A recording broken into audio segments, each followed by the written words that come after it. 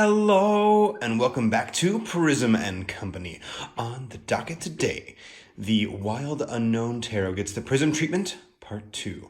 In Part 1, we looked at things like the entirety of a suit, some of the big symbols that are found in the deck, and kind of those large overarching themes.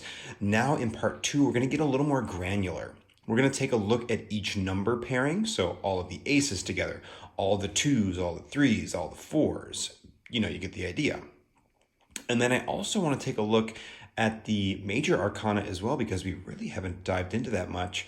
And I'm still kind of deciding exactly what I want to do with that, because that is what it is. So by the end of this video, we shall find out together exactly where I land on that. But without much further ado, let's take a look at the aces. But as usual, I forgot something. Before we get going, a couple of disclaimers. The Wild Unknown Tarot kicks butt, and a million things have been said about it. I am just adding my voice to kind of the chorus here. If I say anything critical, know that it is just in an attempt for art analysis. I don't mean anything against the deck if I say something negative about your favorite card or something. I'm just here to take a look at what I see what's successful and what's not. With something as complex as a tarot deck, you know, something with so many moving pieces and images, there's bound to be things that are missed. And I'm just kind of curious where the successes and where the flaws lie. So with that said, let's get going. I'm feeling efficient today, so we'll see how it goes. Because I say that and then it's like 6.5 hours later. But, c'est la vie. All right, here we have our aces. Now, we definitely broke these down in our suits to kind of see what the rhythms look like, but I want to see what did the ones in this case say about this number? Are there any particular similarities or differences? Right away, we can obviously see one of each symbol, but they're not all rendered the same. We have a black silhouette on the wand, we have a white silhouette on the sword, and then we have two symbols that are rendered. So our active suits, our wands and our swords, are black and white silhouettes. Interesting choice. I would have thought light for the wands and dark for the swords, just because swords are metal and wands are, you know, fiery and wood. That's just an interesting choice. And then our more passive suits are more fully rendered and realized. Not even realized, just more fully rendered, or more realistically rendered. So we can actually see the depth of this cup where all these shapes on the sword are completely flat, that sort of thing. We're also seeing color in each of these, a rainbow on the swords, a fairly large palette on the cups of many different blues going into greens, going into warm tones, but the same color palette on the wands and the pentacles.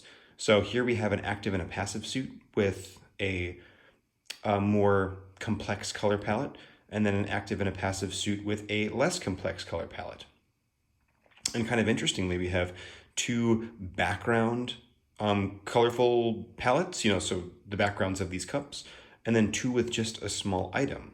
So kind of like we saw in past suits, we have some kind of crisscrossing and overlapping. This was especially happening with the court cards in, say, the wands. We saw that like the male and female ones would kind of cross over and go back and forth. And I think it's interesting because wands and cups are often seen as a little more primal. You have like bursting fire or water, which is kind of like flowing and coming out. And then the idea of action and emotion being like these very kind of primal forces. And then you have swords, which is the mind. You know, thinking is a much more sentient thing that we do as humans. And then the idea of like living our day-to-day lives. That doesn't have to be primal or advanced, but like the way that we live now is very complicated and has a lot of moving pieces to it.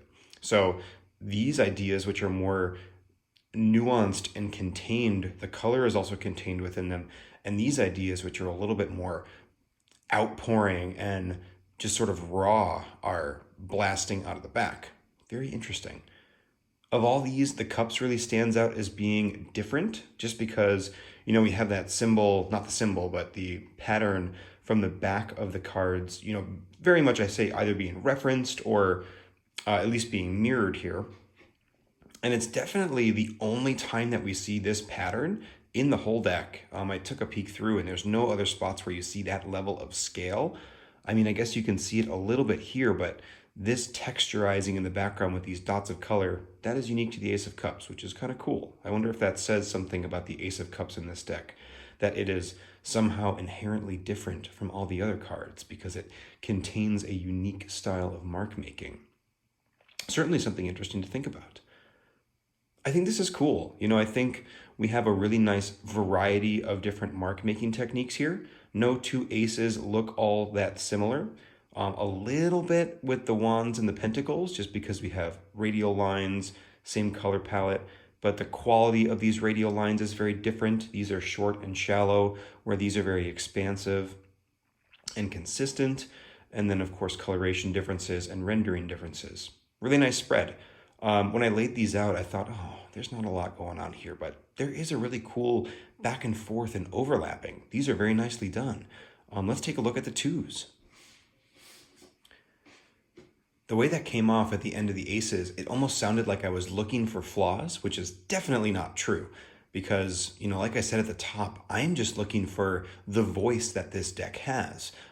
You know, examining the images, seeing if there is any sort of, you know, correlation or overlaps, and, you know, what does that vision then say? And if it's very disjointed and uneven, in some ways that's a disappointing vision because it's not this unified force. So my first thought with the aces was, no, I want this to be like a unified thing that's happening. And it turned out to be, it totally was.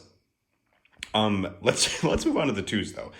Right away, we can see a much clearer kind of theme happening here. Obviously the crossed symbols on these two cards, but we also have a cross within the infinity symbol, which the name I always forget, but that symbol kind of on the butterfly, and also the crossing of these wings. And then these are not crossed, so this is our real outlier here, but they are moving in that direction. This shape really mirrors this shape, and then even the shape in the background here. So we have the kind of triangle pointing upwards almost in all of these cards, and then sometimes that triangle extends and crosses over the top. Very interesting. Here, our color palettes are swapped. So before we had these two cards and the aces as our expansive color palettes, and these two as our limited, and we've kind of shifted one position down. So now these are our limited colors on the cups and the swords, and these are our expansive color palettes. And I would have guessed, because we have a very enclosed one and a very open one, that we would have seen a similar thing here, maybe more color in the background of the swords, for example. But we do have technically background color. It's very, very small with this eclipse happening, and then confined color within the roses. So a little bit of that happening. Not quite as pronounced as it was in the aces.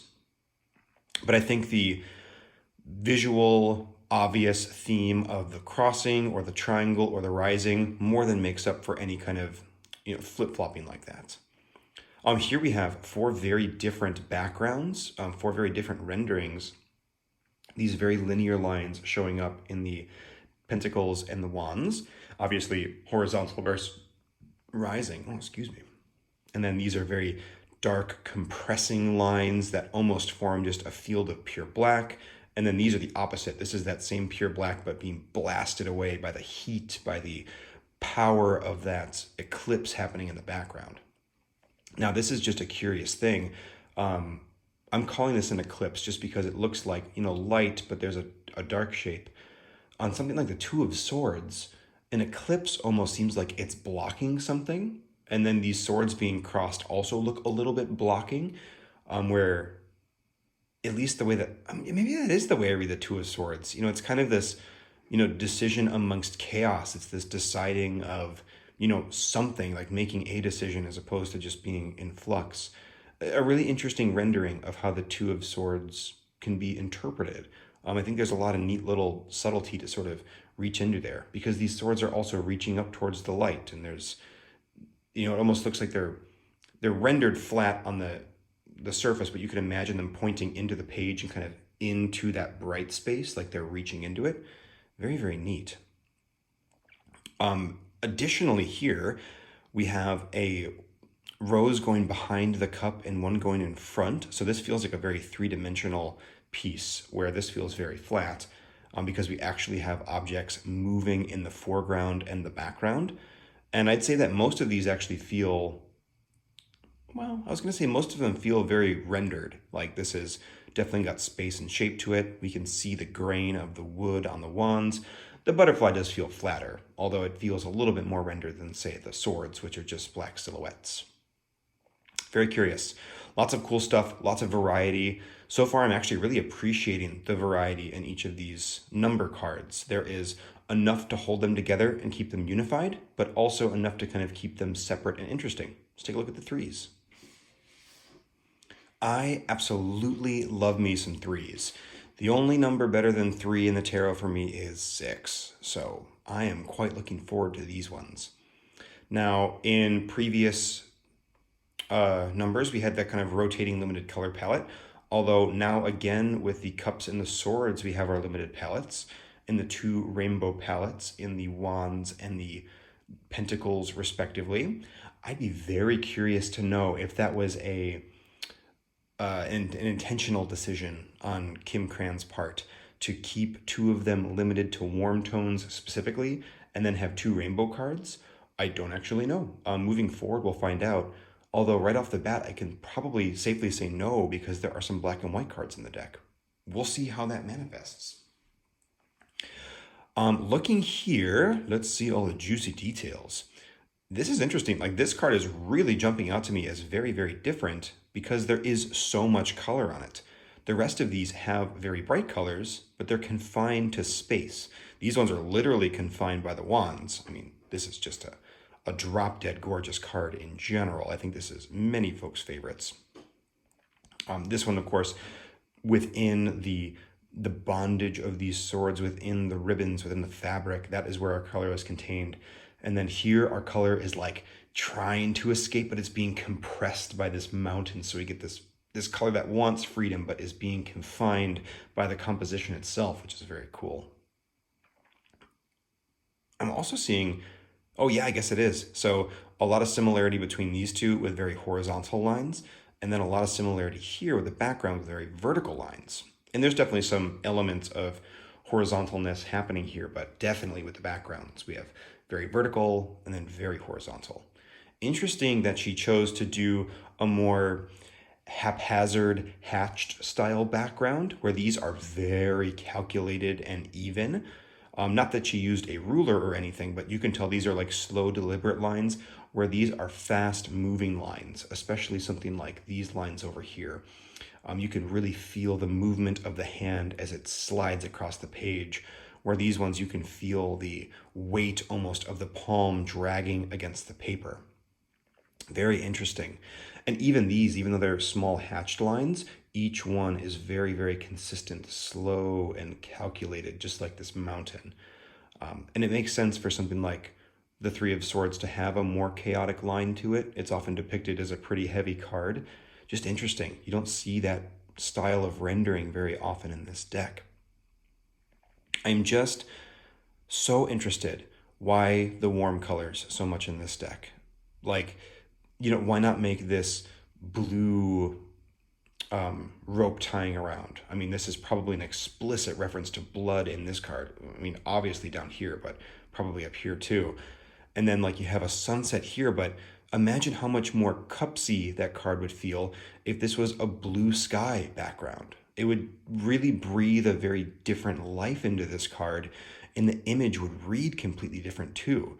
Is this a sun setting on something? Like, I almost get a bit of a somber vibe with this 3 of Cups, just because it was depicted in a way that feels very sunsetty, very ending, as opposed to maybe something new. And, if this sun was lower, I might read it maybe as sunrise. I'm not sure about that. I'd have to see it. But for better or worse, this is definitely reading as sunrise or sunset to me. Another thing I'd like to call out is the rendering of the watercolor within this 3 of Wands. This is extremely different treatment than we've seen so far with literally the application of watercolor to paper. There are a couple of different ways that you can use watercolor for different effects. And there are many ways to use watercolor very subtly, but there's, I'd say, two primary ones. One of them is to use dry paper, get your brush wet and dip it in color, and then paint. That is how you get an effect like this. We have very consistent color confined within space. Even the drips on the bottom here, they're not outlined in black, but there is a definite start and end to how that works. To where the paint starts and stops, I should say. Same with this. We have very consistent lines. She's literally painting over each line of the ink, which is wild. That's a lot of work. But you can even see like white space coming out. There's not a lot of bleeding of that watercolor happening. And now these two images were used with a different technique, a more wet application, although this one is a far more subtle use of that.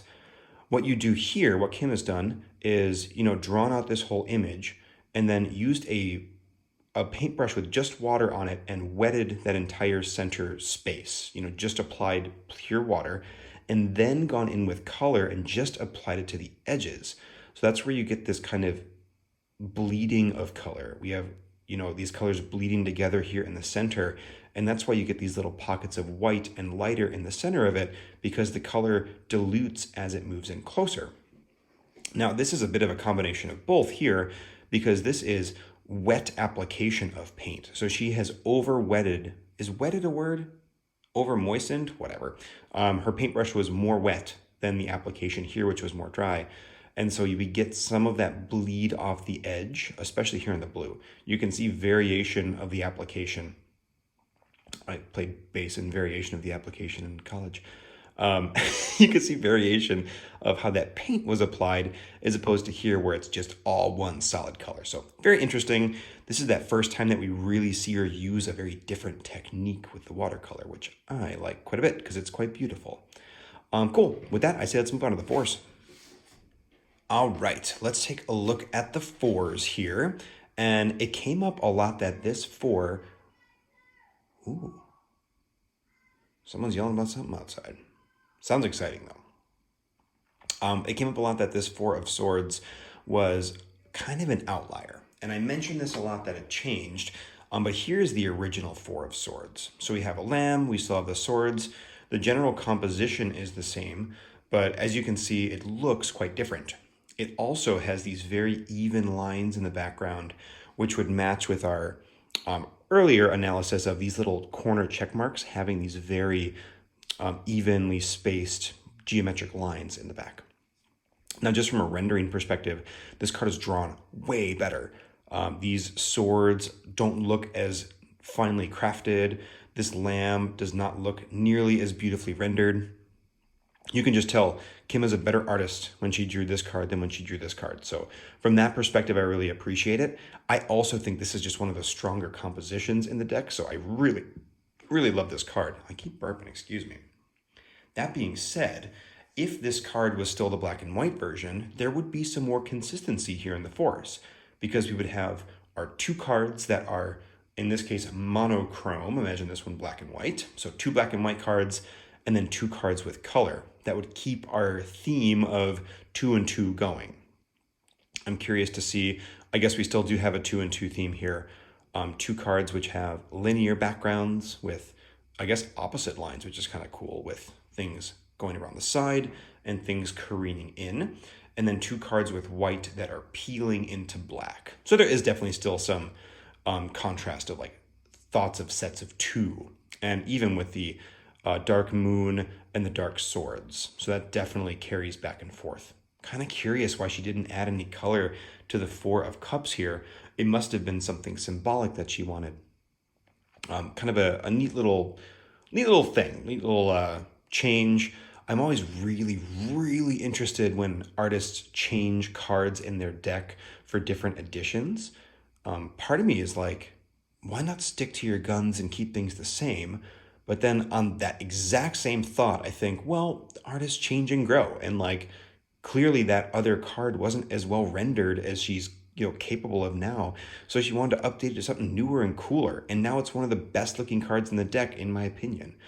So it's always so strange, but the other half of me is like, oh, but did she lose something? Was she considering these pairs of two when she was making things and, lost it because this was probably years later when she made this card? Who knows? Time may tell. It probably won't. It actually rarely does. On the whole, sans this four, the fours are my least favorite in the deck. I think these compositions are fairly weak. This card in particular, I don't mind the idea of something wrapping around all these pentacles, but the fact that they don't meet cleanly in the center feels like a bit of an error to me. There is a very handcrafted quality to this deck, but this deck is 100% based around geometry. You can see here our handcrafted circles are very neat and clean. Our handcrafted pentacles, while having minor errors to them, really read as pentacles. That's actually, I hadn't noticed quite how bendy that particular line was. But it just looks a little haphazard. It looks like she drew the pentacles, she drew all this background stuff in, and then drew these lines. Although that would be a little bit crazy because she definitely stopped those lines at the crossover. So I'm sure she drew the centerpiece first and then added stuff in. But it almost feels like she drew it, then started drawing these background lines in and was like, I've put in a lot of work, I'm just going to go for it. There's just not quite as much love and craft in this. Oh, actually, now that I say that, she 100% made these lines first because she's using, again, that wet application technique, and she's stopping the background lines once it reaches that wet application. So 100% she drew that background last. It just doesn't look quite as clean. I don't quite like it as much. This one's a little bit better for me just because the wands give you a little bit cleaner of a look, and wands in general are branches in this deck, so they're a little bit more organic and haphazard. I just don't love the composition. These ones feel a little bit maybe obvious or forced, and they also look very, very similar where the rest of the deck has this very nice breadth and width. I'm talking out of both sides of my mouth though, because I really complimented the twos for looking very similar. Man, there is no accounting for taste, and I can't exactly tell why these ones aren't singing to me in the same way. That kind of stuff also interests me, just like why certain images or certain consistencies work and then certain ones don't. Very strange. I also think, let's say these two ones, I'm going to stop talking about these for a bit. You can really tell that she has developed a lot as an artist as well, just from the weight of the image.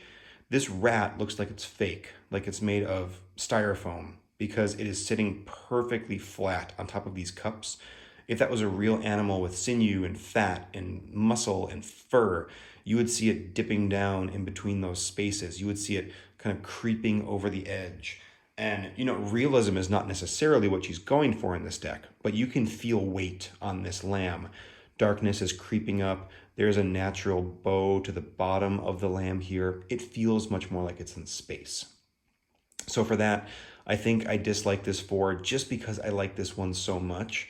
This one feels so beautifully crafted, and the composition is so strong that next to the weaker cards, or next to the less composed cards, I'm like, oh, but it could all be this. Imagine if she had redone all these with that more modern leaning style. Oh, they could have really, really sung.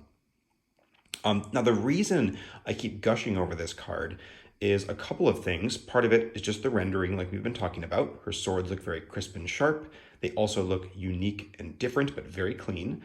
The lamb feels like it has weight. And then we have this really, really strong kind of yin-yang composition. We have a black background with a bright white figure. We have a white background with stark black figures on it. So, compositionally, this card is cut in half and reflects beautifully, as opposed to, say, this one, where you almost have the same thing going on, but this feels much more gray. There's not these little pockets of pure white that really help brighten this lamb up. Everything is very consistently gray. A little bit of that in the cups, but it's so symmetrical and pattern-like that it's a little bit harder to feel. And then, just not as much happening on the top. It is still the moon, and then more of that gray reaching in. But where this transition, feels fine, this one is really exaggerated and elaborated on nicely by the wet application watercolor. These beautiful colors that almost imply shapes like trees perhaps in the background, or light blooming or blossoming. It's just really pretty. I'm also a real sucker just for these colors together. I like that color palette, so that could certainly speak to it too.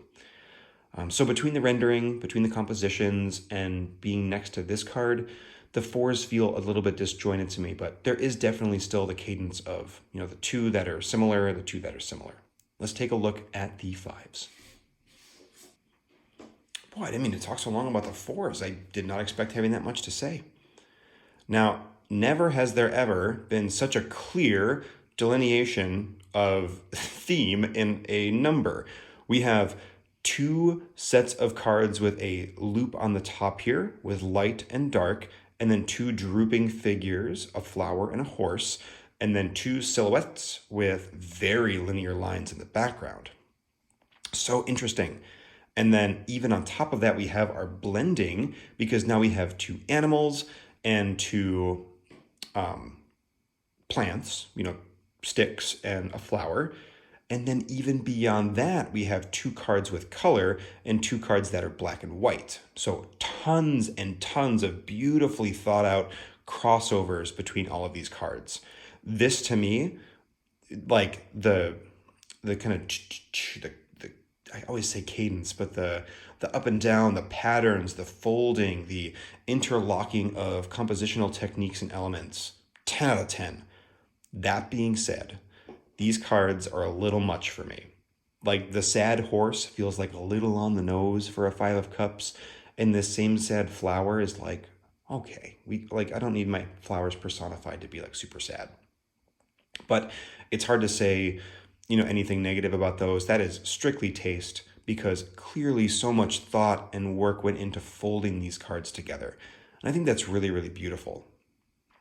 I think it's kind of cool too to see this card, which reads black and white on first glance, but does have this brown on the side. Just like a really interesting use of color. We haven't really seen that much in this deck so far, with just a little tiny hints of color with primarily a black and white image. Fascinating. I think that's a really cool way to break out of her shell a little bit. This is so interesting, where I had all this stuff to say about the fours, which I didn't care for as much. The fives, I'm like, boom, look at it. It's like near flawless in the way that it was executed. I'd say let's not dwell on it. Let's take a look at the sixes. If you watched my How I Read Tarot series, you'll know that the sixes to me are all about rising, kind of this rising out of the fives almost. And here we see a couple of cards that really exemplify that with the swords and the wands.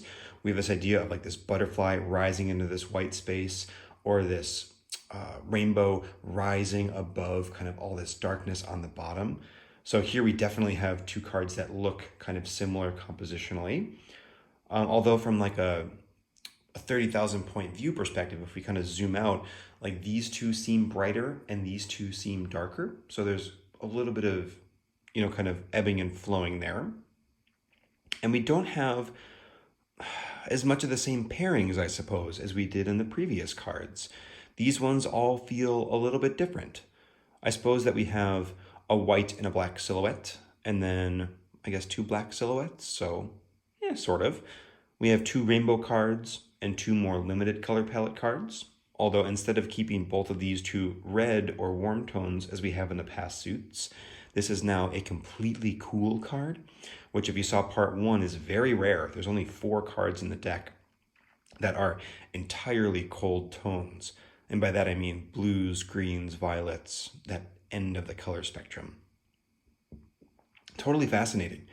I think in some ways these fit together the least that we've seen. But kind of glancing at them all together, there is this sort of like there's a lot of vertical elements happening in these cards, even verticality with the cups happening on the side. I think this was just her kind of playing and experimenting, not wanting to be bound to this idea of needing to keep this overlapping thing happening with every one of the numbers, but letting them breathe a little bit. And these are some really successful images. I love this idea of these rainbow roots reaching down in the Six of Cups. The Six of Cups is often read as like nostalgia, and I don't read it that way. So this gives me space to read in whatever I like. But what a cool way to think about nostalgia if it is the way you read. This idea of like, we live, but we have all this connection to the past in these roots that we grow. And that's where all this color and beauty lies. Really, really neat. One thing I will say that is consistent across the board here are these white spaces. So we have negative white space behind the roots, obviously tons of negative white space behind the butterfly, a little bit on top here, and then a white silhouette. Oh, such a white silhouette that I'm knocking my cards around. I'll show you who's boss. 6 of Pentacles. Very neat though. I have such a soft spot for sixes that I'm just kind of loving these images. I almost forgot. One gripe that I had learning these cards initially was that these two cards read really the same. I would always draw this card and be like, what the heck 6 is that? This one is fairly obviously wands because it's so branchy, but these are so dark that, now that I know that they're swords, you can read them as swords, but if you're just glancing, they look very brambly. So I've often read this mistakenly as the 6 of Wands, and I'd be curious to know what the reading implications of that are. If you misjudge what a tarot card is and you read it as the other one, is that technically a correct reading or an incorrect reading? That is not a question I feel qualified to go into at this very second. Yeah, a little bit more all over the board. I'm just kind of noticing like some visual up and down happening, which is kind of cool, especially with the heaviness of the white line. So it's definitely pointing the eye as we go. I could probably look at these all day. So I say let's call that what it is. Very nice stuff happening, maybe a little more subtle, a little less obvious. Let's take a look at the 7s. This is another example of a card change that in some ways I really like, and I think in some ways detracts from the deck. So let's take a look at the 7 of Cups here from the original first edition Wild Unknown. This is one of them that's been redrawn for the 3rd edition. And just looking here, you can see how that creates a much more unified set. The only outlier here would be the fire from the 7 of Wands. But besides that, it's all this very linear line and all this just geometry happening. And this is particularly interesting because this is really 3-dimensional feeling. Like that shape is popping out of the card. Very cool. And this also has the corner checks that would, again, reference the linearity in the background. But I could see why she would want to change this because these cups are not particularly well drawn. We have significantly nicer rendered cups and kind of a cooler composition in some way. Yes and no. The actual composition of this is very strong. The rendering is like, if these cups were drawn in a more clean, modern Kim Cran style, totally sweet. That being said, this with the color added makes for a very cool composition that's happening. So that being said, let's take a look at where these cards ended up. In some ways, we lost some consistency because now we're losing that very linear nature to this. But in other ways, we've gained consistency because now we have 2 cards that are in color and 2 cards that are in black and white. 2 cards that have this radial feel to them and 2 cards that have the linear background. So it almost reestablishes that pattern of 2 and 2 that we're seeing with these decks, these suits, I should say. And then we have 2 completely black silhouettes here, and then 2 silhouettes that contain white. That's a weaker association, but I suppose it could be there. Again, with all these new cards, they're dipping more into mixed color palettes. Here we have a lot of blue, which we don't see very much at all in the original deck, with just a little kiss of yellow. If this was, first draft of the Wild Unknown, I would fully expect that to be red. Keep the warm colors coming, keep the warm consistency happening between these 2 cards. Much like that 4 of Swords, which I'm now going to grab because I think it's interesting. Where did my 4 go? We also have this extra use of negative space. These are both really colorful, actually almost the same color palette with black silhouettes and white backgrounds. So interesting. I think she was probably missing that look from this deck. Like she wanted more variety. And so she specifically went for a strong visual theme that could, carry another little nuance in the deck, another variation. Because, imagine this deck is the first edition, which I'm sure many of you have. You get so much of this linearity that it almost begins to kind of blend in together.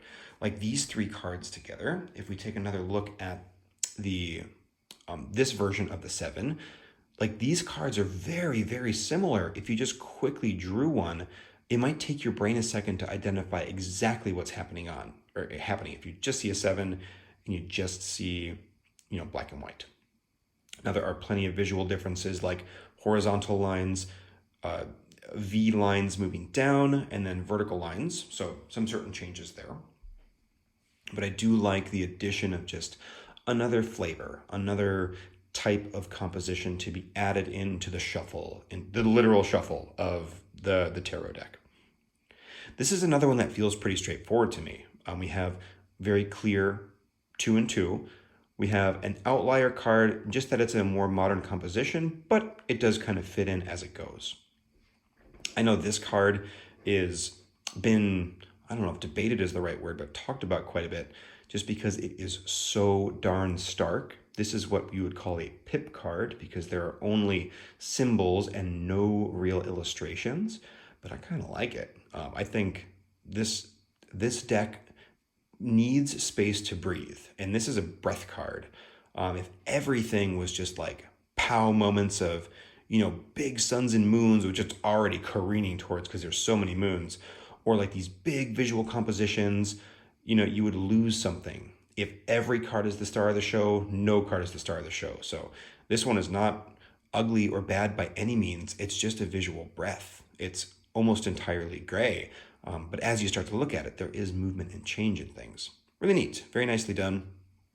And this little fox is very cute. I think with that, let's take a look at the 8s.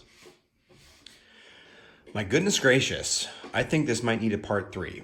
I expected this to be a long one. I did not expect it to be a 3-parter. We shall see how it goes. Looking at the 8s here, we have some pretty heavy compositions. The more black and darkness that you include in a composition, the more overbearing it can feel. And this one has some brightness trying to peek out, but where some cards feel like they're bursting forth, for example, the 7 of Wands that we just looked at. Where'd you get off to? This card feels like it's bursting with light. That's because we have a light source that is clearly visible. It is casting light out. We see a very radial pattern coming off of it.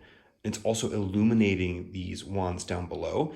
This feels extremely heavy, like the black is overtaking it, because now we have vertical lines almost like rain coming down. It's being compressed from the top down in the image, and then we have a lightning bolt coming in. So everything in this image is relating to storms, and storms are unyielding and heavy, and it almost seems like there's like a campfire being built here with all these sticks together, and there's a small amount of fire that's being put out quickly. Kind of interesting for a visual depiction of the 8 of Wands. And with a rainbow lightning bolt coming in brightness exploding out, I think you can read it in different ways. But I think this would have read almost better if this was a radial pattern, to again give that idea of light bursting as opposed to light being overcome or consumed. Same idea here. Mountain, very heavy look to it. Vertical composition, which implies rain a little bit. And then also additional heavy elements of just broken glasses. Very, very interesting. I like this little carryover here of the vertical lines to the vertical lines, and then also the dark to the dark. These almost feel like transitionary cards in some ways. This is leading down over here, and this is leading down this way. Kind of cool. Here's our only, I'm just kidding. I was going to say our only pop of color, but we have another border over here. And this is actually a rainbow card with all the different colors around the edge. These cards have like such a lip to them, and I insist on picking them up from the corner that is thoroughly planted on the table. Here we see the full rainbow around the border with, again, a very black and white seeming at first card. So I do like these little bursts of rainbow that come in, and definitely a pop of color here, This is now our outlier that's totally black and white. Curious that she didn't include a little bit. Symbolically, it makes sense for what the Eight of Cups tends to mean. It's often very maybe downtrodden or heavy in some ways, but still very cool. I'm also wondering here, like I'm looking at the spider web, which is very, again, radial and bursting. And spider webs are a static object, essentially, but the way that she drew these lines, they are all pointing out. So it's like these million little arrows pointing towards the edge of the canvas. So it feels like the composition is expanding and moving out. I'm almost more wishing now that she had done a radial, expansive background with the Eight of Wands. That would have been a nice little tie over in kind of these sets of two that we've been looking at for our two rainbow cards to also have these kind of radial feels to them. Although there is something to be said about the other ways that she's folding in visual theme between. C'est la vie though. Really cool cards. I like each of these individually, but overall they're like a little meh. They're just heavy and gray. And, you know, even with some pops of color and a cool composition here and there, it just like, it's hard to get like really pumped up and excited about compositions that just feel heavy. And also spiders creep me out a little bit. So that's probably also at play here. Cool. With this, I say let's take a look at the nines. All right, here we have our nines. And we have a really colorful bunch coming off the eights. These are definitely a lot more poppy, obviously with the exception of our pretty darn heavy Nine of Swords here. And, you know, looking, we do have two very horizontal cards and then two very vertical cards. So we again have our little tete-a-tete, our back and forth of the change between the cards. Here we have another one of the very rare cold palette cards. So it sticks out a little bit that there is just so much blue. It's kind of cool that some blue got, cool, that blue got brought into the Nine of Wands as well. Just another inclusion of that color, a color that I think is a little underrepresented in this deck.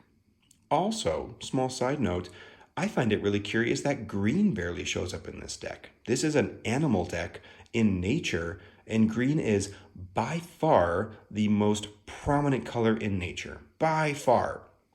So much so that the human eye has evolved in such a way that it can see more variations of the color green than any other color, and yet there's barely any of it in here. Just an interesting curiosity. It gives this deck a little bit more surrealism, as if it didn't need it with this happening. Looking at the compositions, I suppose they're kind of scattered in some ways. Obviously, the two moons up here are creating a similar, very vertical composition. And then I guess these are fairly vertically aligned too. Maybe they're not. They are different in some ways, but there are overlaps. Here we can see points on the swords, or the hilts of the swords, but they are focal points of the swords in similar ways that we have focal points of the cups. So we have another tie over there. We have the moons tying over here. We have the backgrounds tying over here. So this feels very classic form for how we've been looking at these wands so far. And I know this is another card that was redone. I'd be kind of curious to see what that original nine looks like. Interesting. I think, interesting. I was going to say in many ways I like the new one better, but I don't even know if that's true. I feel like the old one fits better with this set because we still have the moons happening here. It feels a lot more black and white like this one. We have the very strong vertical lines where these feel a little bit more haphazard. That's so interesting. This is definitely a reference to those other new cards that we looked at. That very harsh change full of color, the stark whiteness in the background. So this to me feels like a move towards bringing in more elements of that to the deck and then moving a little bit away from the original designs, things like the very even linearity in the background.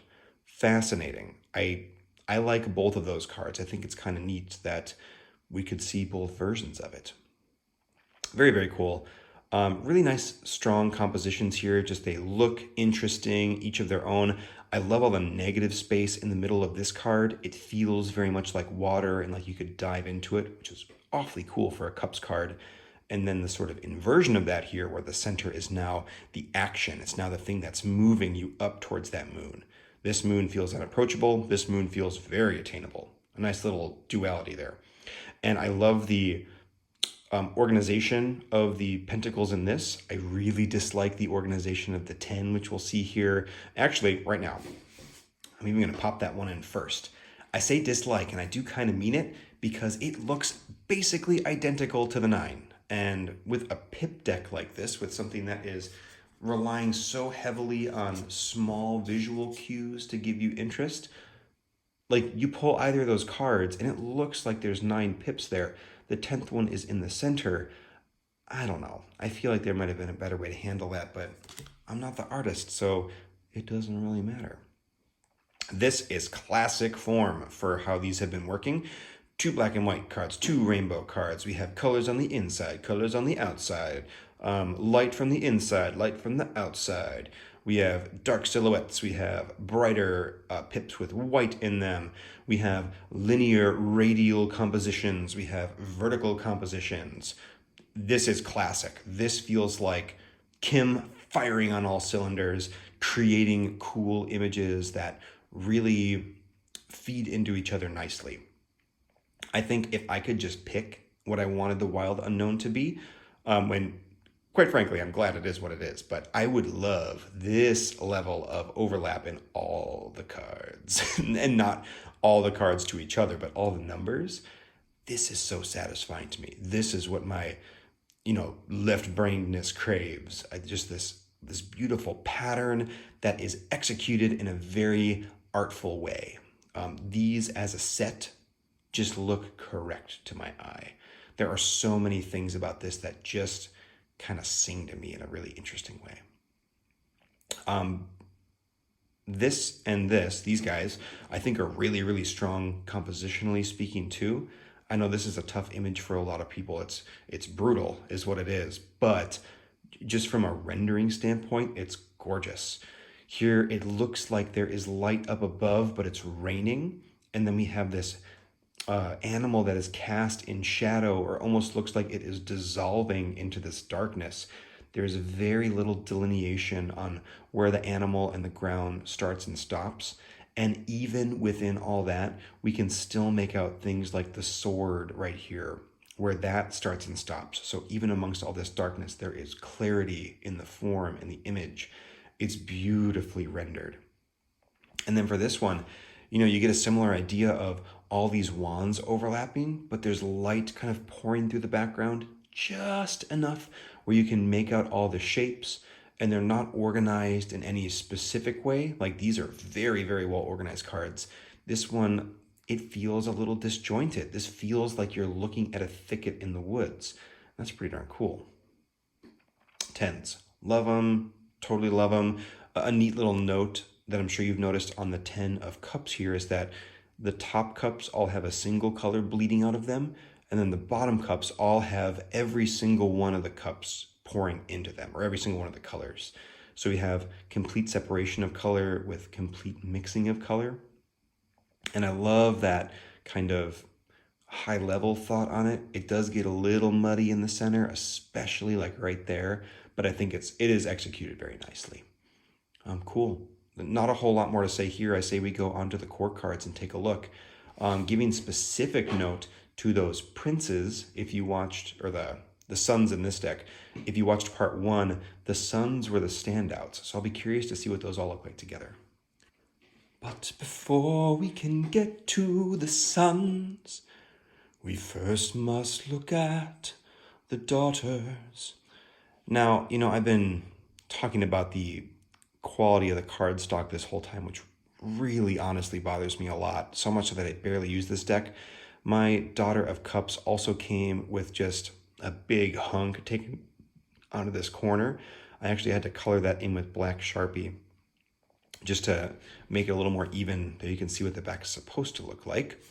And there's kind of a gouge taken out of the front too. So that is this specific deck, not the production on the whole, but it just bumps me out a little bit. If I had done that to the card, totally fine. But that was out of the box, baby. All right, let's take a look at the actual images here. This is a really lovely set. Here we can see 2 dark compositions and 2 light compositions. And obviously there's light and darks within each, but just generally speaking. Really curious with the lighter compositions. With one, we have our light source coming from the top. And we can tell that because we have a shadow coming off the swan on the bottom here. So we know that our light source, probably the sun, the setting sun, is coming down here. And on the deer, our light source is this glow on the bottom. And it's a bit surrealist because we also have a rainbow, but you can see the bottom of the deer is highly illuminated, all the belly meat and all the neck meat. And then we have darker shades on the top. And that's a little bit just what deer look like, but it looks like it's standing in a pool of light, which is really, really cool. So we have this sort of change of where the light source is coming from, and also a change of where the rainbows are showing up. And then in these 2 daughters, we have much more contained colors. The word I say a million times a day, colors. This one is technically worked into the background, but it almost looks like little fireflies in the night. Totally beautiful. I also like that we have a distinct color for each firefly. I'm just going to call them fireflies. So we have red, red-orange, orange, yellow, green, blue, purple. Lovely. And they're very soft and very subtle. And even here, like the green firefly is barely green. It feels like, I don't know, maybe she ran out of green watercolor. I doubt it, but just something about the reproduction maybe of the green in this deck, or just her use of it is so sparing that whenever it comes up, I'm like, ooh, green, green, green, green, green, give it to me. And then a much more limited color palette in the Daughter of Wands. And, you know, remember if we took a look at all the wands together, they were really, really red, which was totally rad. You know, it felt very fiery and warm, super lovely. Looking here, we also have 2 black silhouettes and then 2 silhouettes that contain white, the pentacle and then the fully white wand. Now I've been noticing that the pentacles, this is essentially the white version of a pentacle, a dark outline with a white actual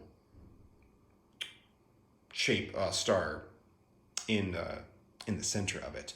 Boy, pentagram. Pentagram is the word I'm looking for, and it just wasn't coming. Although, now that I say that, that's not even true, because looking forward to the queens, I'm pretty sure that there was some, yeah, that is the white version of a pentacle. I take it all back, doesn't even matter. These are lovely. Let's just say, I'm going to tie a little bow on this. These are lovely. Let's take a look at the suns. These are going to be the interesting ones. As if all of these weren't interesting. Feels a little bit mean of me to say. I'm sorry. I'd like to apologize to all the other cards. Now, all of these really stuck out in some way with their other core cards. Specifically, like within the wands, the Son of Wands was the weird one. The Son of Cups was the weird one.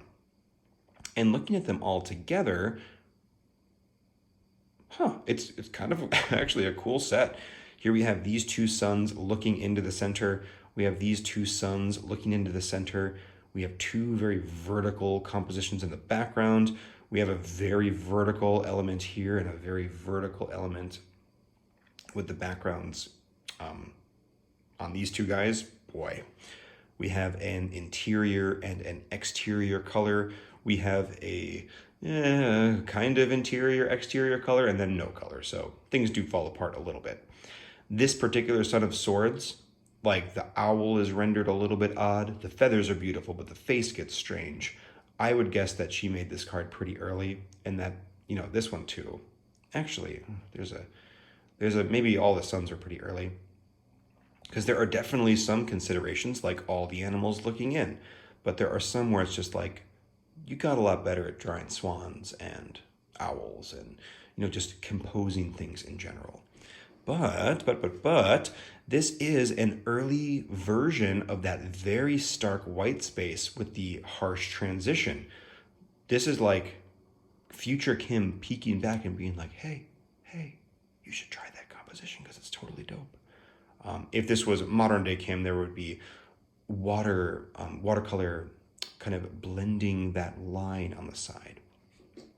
These are probably my least favorite sets so far. I don't think the rendering of these animals, how they're actually drawn, is super strong.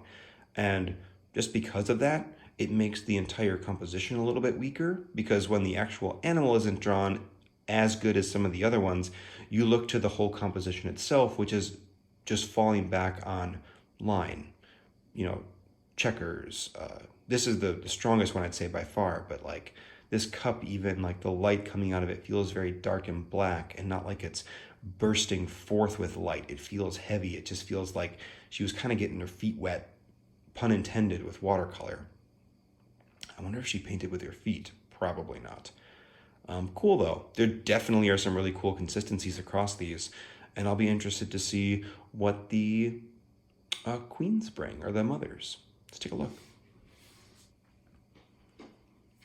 Let's take a look at our mothers here, and right off the bat, I really like this set. These are awfully lovely, and boy, is that mother of cups sticking out.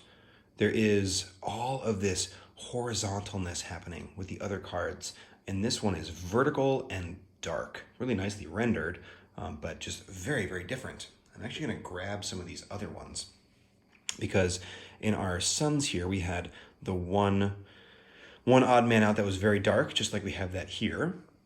In the daughters, there were two that were dark. So that pattern isn't necessarily carrying across. I'm just peeking forward, and it doesn't necessarily carry forward either.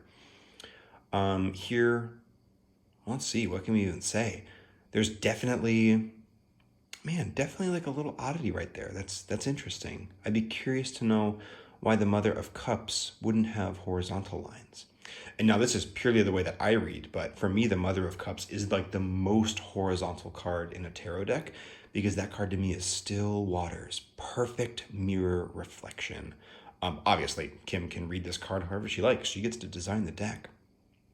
I do like that we have two of these horizontal cards that have color in the background, and it's a purely warm palette and a purely cool palette. So just very nice kind of color yin and yang. I'm getting caught up on my sentences tonight. We also see a lot of, single animals happening and then one top down. So this is also a little bit of a disjointed card, in the same way that this is a little bit disjointed. This one's also a little bit odd because there is no color on this. And this one's a little odd because there's two figures. There are two deer. So I guess each of these has their own little oddity to it. I would still, that all being said, I'd still like to see some horizontalness. Even if this was dark, seeing it be horizontal instead of vertical, I don't know. I'd be curious to see what that composition looks like. All in all, though, the rendering of these is gorgeous. The quality of the scales on this snake, the believability of the space that this bird occupies, the piercingness of the face on this owl, which is creeping me out a little bit. And just like that little bean getting tucked in there, all snuggle bug with mom. Like, clearly she is getting better at drawing. I would guess this is one of the later cards in the deck, partially because there's another figure. And I bet at some point she was like, oh, I could add more than one animal in. Like, it just probably occurred to her a little bit later.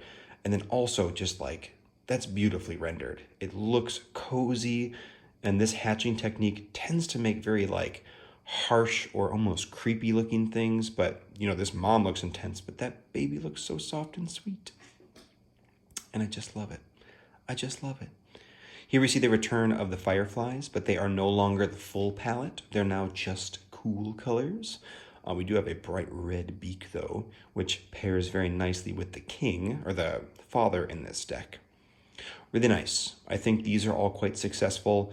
One little odd choice that I kind of like is that this cup does not sit in space. It is illuminated almost like it's just glowing itself, but it's a little bit odd. I do kind of like that the pips just stand alone, though. They don't necessarily have to be woven into the image realistically. There's only one left. Let's take a look at the kings. You can tell by the fact that we're nearly done here, I'm going to be recording a part 3 on the Wild Unknown, which is wild to me. Pun intended. A lot of puns that I'm intending, apparently. But let's not focus on that right now. Let's take a look at the cards in front of us. Strong themes that are coming out right away. Interior rainbows. Very bold, very brassy on these two cards. completely warm color palette cards in the Beak of the Father of Cups and the Lightning Bolt in the Father of Wands. A lot of vertical compositions here, and then one radial composition. Kind of interesting. That certainly was true with the queens. Now I'm kind of curious. We have, oh nope, there was two of the same in the back. So pretty much just the queens and the kings. There's kind of one outlier card in as far as the background goes. Here, all of our animals are looking to the right, except for this owl, which is looking at us. So that's our outlier there. We have a little bit of a compositional outlier. This one, there's probably an outlying thing that I'm missing in some ways. I guess it's the most gray image, although that feels a little bit on there. But and then this one, we have a nicely coiled snake with the branch coming up. Again, nothing feels particularly outliery about that. Interesting. Very strong compositions, except for maybe the Father of Cups, which feels really, really flat. These three, though, beautifully rendered, very nice. The face of this deer is a little bit odd, just in the shape of it, but all in all, it looks very much in space, which is great. All right, I'm going to call it here because I'm out of words.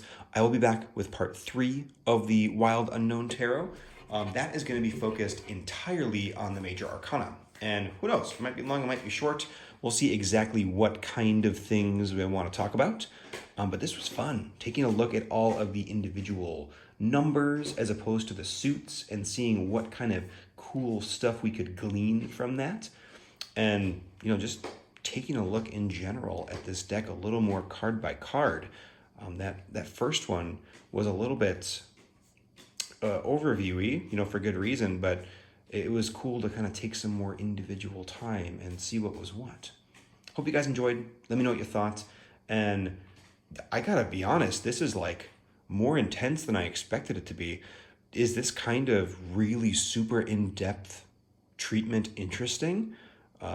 If so, let me know. I think this could be a cool experiment with other decks, or it might just settle here with the Wild Unknown, because boy, this is a lot to talk about one deck. But all that being said, I hope you guys have a wonderful morning, afternoon, or evening. Bye-bye.